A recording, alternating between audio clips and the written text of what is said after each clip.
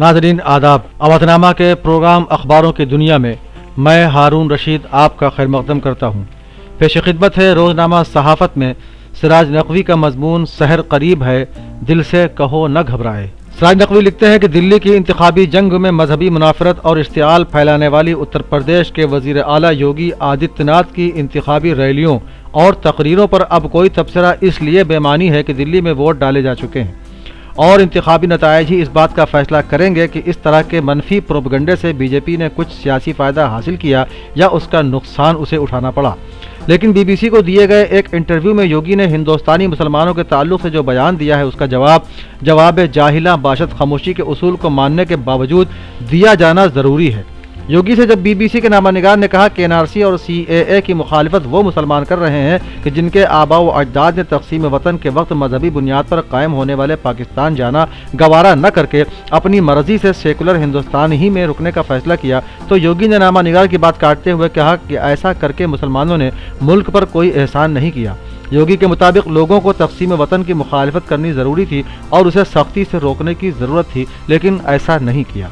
अपनी मिट्टी से किसी भी इंसान का रिश्ता माँ और बेटे जैसा होता है, इसलिए अगर कोई बेटा अपनी माँ के साथ रहने का फैसला करता है तो यकीनन वो अपनी माँ पर कोई एहसान नहीं करता। किसी बेटे का माँ से अलग होने का फैसला तो उसकी एहसान फरामोशी हो सकता है, लेकिन साथ रहना एहसान नहीं हो सकता। यह बात उसूली तौर पर दुरुस्त है, लेकिन उतनी ही दुरुस्त बात यह भी है कि माँ के साथ रहने का फैसला किसी बेटे की लायकमंदी और माँ के दुश्मनों की मदद करना उसकी नालायकी ही नहीं बल्कि एहसान फरामोशी है। अब इस कसौटी पर हिंदुस्तानी मुसलमानों और आरएसएस की आज़ादी के वक्त की क़यादत का जायज़ा लें तो साफ हो जाएगा कि किसने खुद को मादर वतन का लायक बेटा साबित किया और किसने डर, खौफ या लालच में मादर वतन के दुश्मनों की मदद करके अपनी मिट्टी को अंग्रेज़ों का गुलाम बनाए रखने की साजिश की। कौन मादर वतन का लायक बेटा है और किसने नालायकी और एहसान फरामोशी का तौक अपनी गर्दन में डालकर मादर वतन को शर्मसार किया।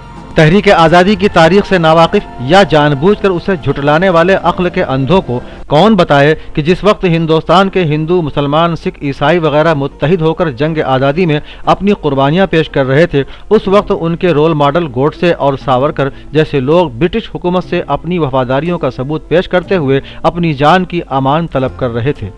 भगवा तंजीम की आज़ादी के वक्त की क़यादत ने किस तरह अंग्रेज़ों की मदद की, इसे किसी मुख्तसर मजमून में दोहराना मुमकिन नहीं। मुल्क दुश्मन ताकतों के ऐसे तमाम सियाह कारनामे हमारी तारीख का शर्मनाक बाब हैं। ये तारीख अब आवाम के सामने आ चुकी है। इसकी पर्दापोशी की कोशिशों से भी इस मुल्क के अवाम बखूबी वाकिफ़ हैं, जबकि दूसरी तरफ मुल्क के मुसलमानों ने न सिर्फ ये कि जंग आज़ादी में बेशुमार कुर्बानियाँ पेश करके मुल्क को आज़ाद कराया, बल्कि बाद में तकसीम वतन के वक्त भी मुसलमानों की अक्सरियत ने मजहबी बुनियाद पर मादर वतन को छोड़कर पाकिस्तान जाने का फैसला नहीं किया और गुज़श्ता 70 साल से ज़्यादा अरसे से उसकी खिदमत और तामीर व तरक्की में बराबर की शिरकत कर रहे हैं। यह अमल एहसान न सही लेकिन लायक मंदी ज़रूर है।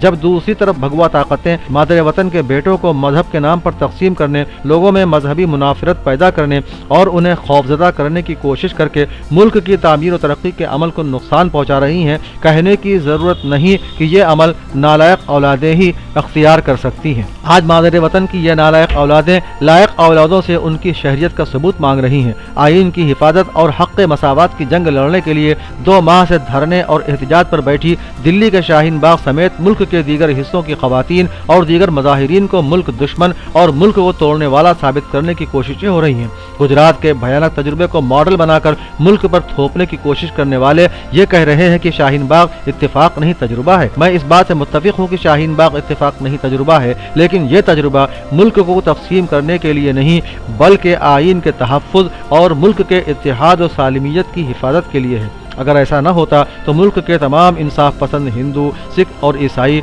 इसमें शामिल न होते। योगी ने अपने इंटरव्यू में सीएए और एनआरसी के मुखालिफिन के जरिए लगाए जाने वाले आज़ादी के नारों पर भी एतराज़ किया। इस एतराज़ पर किसी को भी हैरत नहीं होनी चाहिए, इसलिए कि जिस तंजीम ने जंग आज़ादी की मुखालफत की हो और जिसने अंग्रेज़ों की जूतियाँ सीधी करने को अपने लिए बाइसे फ़ख्र बल्कि बाइसे निजात समझा हो, उसके वफादारों को हकीकी आज़ादी का इरफान हो ही नहीं सकता। ऐसे लोग आज़ादी का मतलब सिर्फ मुल्क की तकसीम ही समझते हैं। किसी मुल्क की आज़ादी सिर्फ उस मुल्क की गैर मुल्की हुक्मरानों के तसल्लुत से निजात का नाम नहीं। फैज़ अहमद फैज़ के लफ्ज़ों में कहें तो दाग दाग उजाला और शब गजीदा सहर को सहर नहीं माना जा सकता। آزادی کا حقیقی تصور اقتدار کی خود مختاری کے ساتھ ساتھ ذہنی غلامی، بے روزگاری، غربت، افلاس، جہالت، مذہبی تنگ نظری، لسانی اور علاقائی تعصب و تفریق سے نجات کو بھی اپنے اندر سمیٹے ہوئے ہے۔ بدقسمتی سے ہندوتو کی مدعی طاقتیں آزادی کے اس تصور سے نابلد ہیں، بلکہ یہ کہنا زیادہ مناسب ہوگا کہ فاشزم کے پیروکار اس آزادی کے حق کو تسلیم ہی نہیں کرتے۔ اسی لیے جب کوئی شہری مذکورہ مسائل سے نجات یا آزادی کا نعرہ بلند کرتا ہے تو فاشسٹ طاقتیں اسے اپنے اوپر ملک کے خلاف بغاوت تصور کرنے لگتی ہیں۔ دراصل اس طرح کے الزامات آمریت کی بزدلی کا ہی ثبوت ہیں۔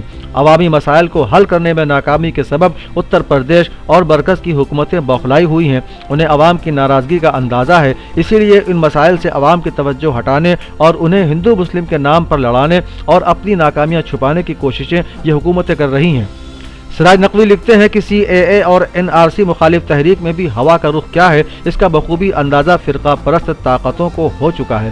اسے بدلنے کے لیے انگریزوں کی غلامی کرنے والے وہ تمام ہتھ کنڈے استعمال کر رہے ہیں جو جنگ آزادی کے وقت انگریز حکمرانوں نے استعمال کیے تھے، لیکن یقین رکھیے کہ جس طرح بالآخر انگریزوں کو ناکامی کا منہ دیکھنا پڑا تھا، اسی طرح مسلمانوں کی مادر وطن کے تعلق سے لائق مندی اور وفاداری پر سوال اٹھانے والوں کے مقدر میں بھی ناکامی لکھ دی گئی ہے، اس لیے کہ ملک کے آئین کی حفاظت کے لیے لڑی جانے والی اس جنگ میں مسلمان تنہا نہیں ہے۔